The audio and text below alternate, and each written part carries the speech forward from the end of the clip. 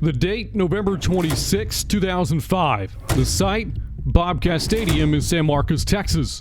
Go Bobcats! The game, first round of the 1AA playoffs between postseason newcomer Texas State and national powerhouse Georgia Southern. We didn't know it at the time, but this is a game that will go down as one of the most important in the history of Texas State football. The battle-tested Eagles cruise to a 35-16 lead well into the third quarter. And Foster keeps his feet and scores another touchdown. But this would be a game that Texas State would win, convincingly. How did they do it? How did this game alter the course of history for the Bobcats? Just how good was Georgia Southern?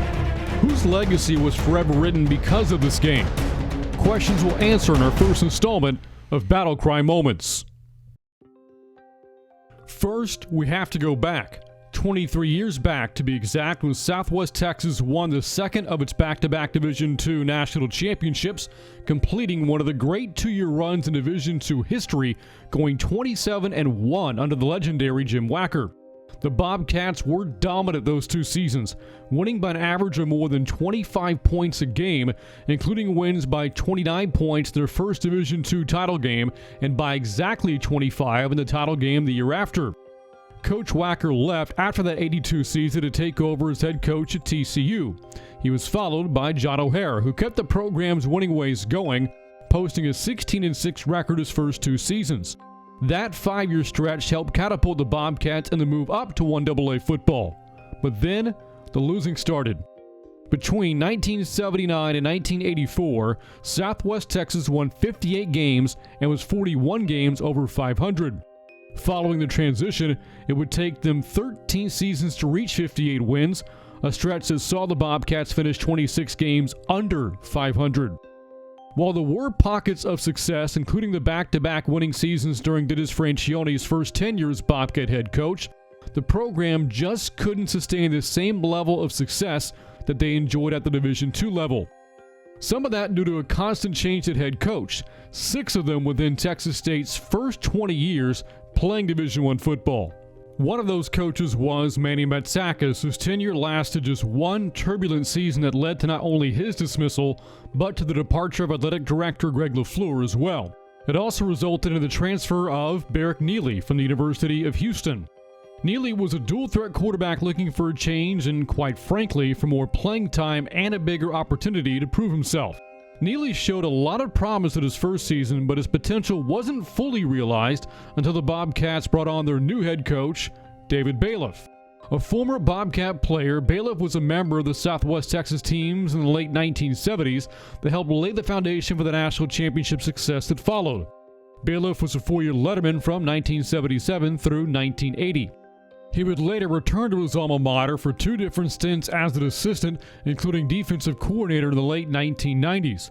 4 years after his departure from San Marcos, Bailiff was back and was ready to get the program back to the level of success that SWT enjoyed when he was a player and shortly thereafter. Coach Bailiff's Bobcats did finish with a losing record his first season, yes, but the team showed something in 2004. Tight competitive losses on the road at Baylor and Appalachian State, a win over a ranked Stephen F. Austin team, and a rout of Southland Conference powerhouse McNeese State, a sample of that something. In fact, the Bobcats were still mathematically alive for the Southland title heading into their final game of that season, but a loss to eventual champion Sam Houston State ended those hopes and Coach Bailiff's first season with a 5-6 record. So, how confident was the team going into the 2005 season?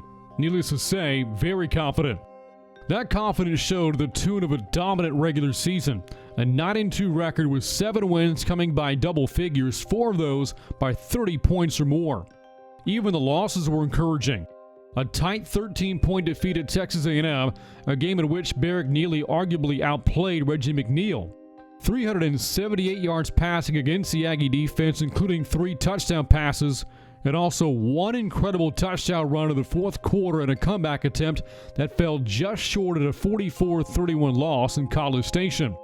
The other loss was an overtime defeat at Nicholls State, a team the Bobcats would share the Southland title with later that season, Texas State's first conference championship in 22 years, as the Bobcats made their first ever trip to the 1AA playoffs. Now, about the team Texas State is facing in this game, Georgia Southern. This was not the Eagles' first trip to the playoffs. In fact, it was their 16th.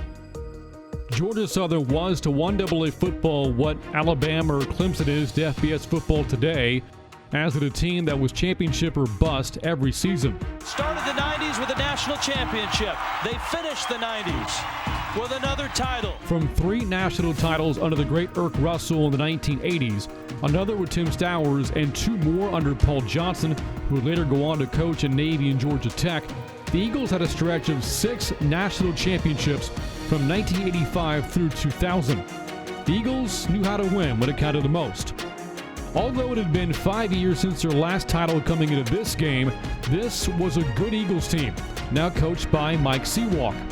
A team making its 4th playoff appearance in 5 years, a team ranked 7th in the country, a team which was 8-3, which in some Statesboro circles was actually a disappointment given the program's lofty standards. To the game itself, and on the very first play, Neely shows why he was considered to be among the best players in the nation that year. Expect to see this all day. Look at the talent from Barrett Neely. Neely, the only quarterback in program history to rush for over 1,000 yards in a single season, broke off a 76-yard run in the program's first postseason play in 23 years. 3 plays later, Neely would end the drive himself from 1 yard out to put Texas State up 7-0 less than 2 minutes into the game. Not many outside of San Marcos in the Southland Conference knew of Neely before this game, but a national TV audience got a glimpse of what Bobcat fans enjoyed all season long.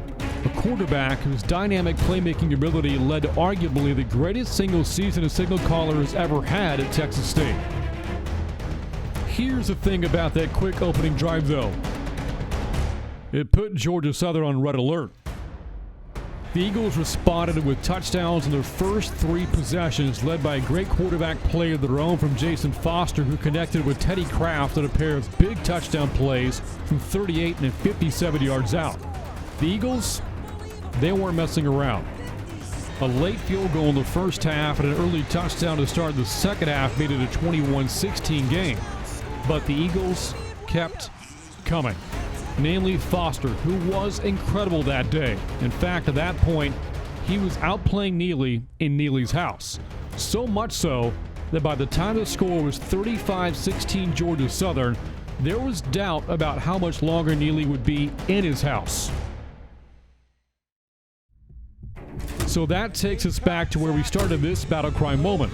35-16 Georgia Southern late in the 3rd quarter. Neely in the end zone is a man wide open. It's Chase Watson. So now it's a 12-point game at the end of 3 quarters. Sure, the Bobcats could keep scoring, but they hadn't proved they could stop the Eagles from scoring, at least not yet. Let's talk about that defense. A defensive line featuring Travis Upshaw, Nick Clark, and future NFL tackle Fred Evans. No doubt why he was the player of the year in this conference defensively. Along with a great linebacker duo in Jeremy Castillo and David Simmons, and a shutdown secondary. Texas State's 4-2-5 defense had been formidable all year long. So while that defense got pushed around the first 45 minutes of the game, they were the ones that did the pushing the final 15 minutes. First, there was a 3-and-out. Boy, this Texas State defense really starting to lay some licks. Great, but the offense has to make that 3-and-out count. So, down 12 with under 12 minutes to go and facing 4th and 1, the Bobcats elect to go for it. But let's pause for a second. One player we have yet to talk about is this guy, Marquis White. Often overshadowed that season due to the greatness of Neely, White was Neely's top target in 2005. A 2-sport athlete who also played basketball at Texas State, White led the team in catches and receiving yards that season. Okay, back to the play. And he completes the pass. A tippy-toe job by Marquis White on the sidelines. White comes up with a 4th down catch to extend the drive, and remember his name. We're going to be bringing it up again later. For now, back to Neely, who, with his team facing 3rd and 10, comes through again with another on-target pass, this time to Tyrone Scott.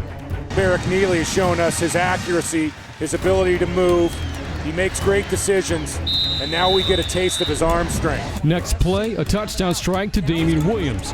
A drive that absolutely had to end with 7 points does, and this is absolutely a ball game again. Next Eagle drive, and the defense again does its part, forcing a second straight 3-and-out. And this Texas State defense really starting to rise to the occasion. Now, if you recall, I said remember Marquis White's name. Well, here's why. But right now facing a huge 3rd and 6. And he connects! Once again, he hits Marquis White! So White, another clutch fourth quarter play, leads to another clutch touchdown connection between Neely and Williams. Neely in the end zone has a man wide open, and they do take the lead! And with that, the Bobcats have their first lead since early in the first quarter. That was followed by Texas State's defense coming up with a huge fourth down stop on a huge gamble made by Georgia Southern. A busted play, he goes down, and Texas State gets the football. The offense again capitalizes. This time it's Daniel Jolly on a 1-yard touchdown run. On the ensuing kickoff, a desperate yet true what were they thinking moment for the Eagles. Their own attempt at a Music City miracle fails spectacularly as Daniel Barbell intercepts that version of home run throwback. 2 plays later, the dagger as Douglas Smokey Sherman puts the exclamation point on a wild win. A simple look at the numbers tells the story of just how dominant the Bobcat defense was that fourth quarter. Some might say the Eagles came apart, others say it was Texas State's defense that did it to them. You be the judge. In the short term, this game was just the beginning of a great postseason run. The Bobcats would knock off Cal Poly in the 1AA quarterfinals the following week before losing in heartbreaking fashion the week after against Northern Iowa, coming this close to reaching the national championship game in Chattanooga where they would have played future Sun Belt Conference colleague Appalachian State. In the long term, this game arguably changed the course of Texas State football history. Without that win, the Bobcats don't continue their playoff run, a run that showcased Bobcat football to a national audience, a run that showed what this program was capable of, a run that started the conversation of whether Texas State can make another jump in competition as they had 2 decades prior.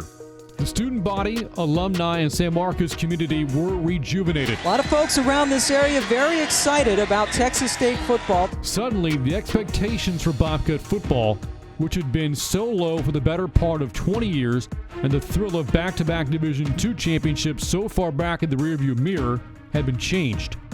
3 years after that 05 run, the Bobcats would win another conference championship. 4 years after that, they would play in their very first game as members of the FBS. Bobcat Stadium would double its capacity from 15,000 to 30,000. Years down the road, and major renovations at other arenas and ballparks would follow. Does any of that happen without that win, that Thanksgiving weekend afternoon against Georgia Southern? We'll never know, but it's doubtful. What we do know is it did happen, and everything that followed happened as well, all because of a comeback, a pure, historic battle cry moment.